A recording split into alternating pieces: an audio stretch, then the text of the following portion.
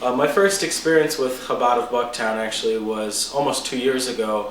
I was at Wicker Park Fest, which is a street festival here in the neighborhood. A friend of mine's band was performing, and as I was walking through the crowd, a couple of yeshiva boys actually ended up approaching me and asking if I wanted to lay tefillin, and it was actually the first time in my life I had ever laid tefillin before. And as I was leaving afterwards, they gave me a little flyer for Shabbat on the Roof.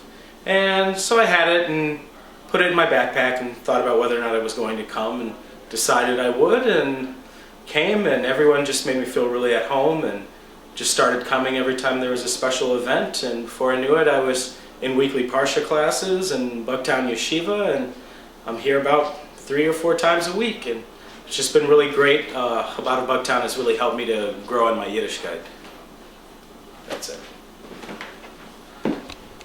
First experience with Chabad of BuckTown actually was almost 2 years ago.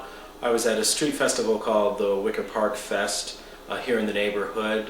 They have live music and everything. I guess you can cut that off. Don't worry about it. Start Don't again. include that, again. Mark. Start again. Okay. My first experience with Chabad of Wicker Park BuckTown was at Wicker Park Fest, which is a street festival here. I was walking around and was approached by a couple of yeshiva boys who were asking people if they wanted to lay tefillin. I wasn't raised observant, so it was the first time in my life I had ever laid tefillin, and after we finished that, they gave me a flyer for Shabbat on the Roof. So I decided I'd come and check it out and see what it was all about, and that was a couple of years ago, and I'm still here.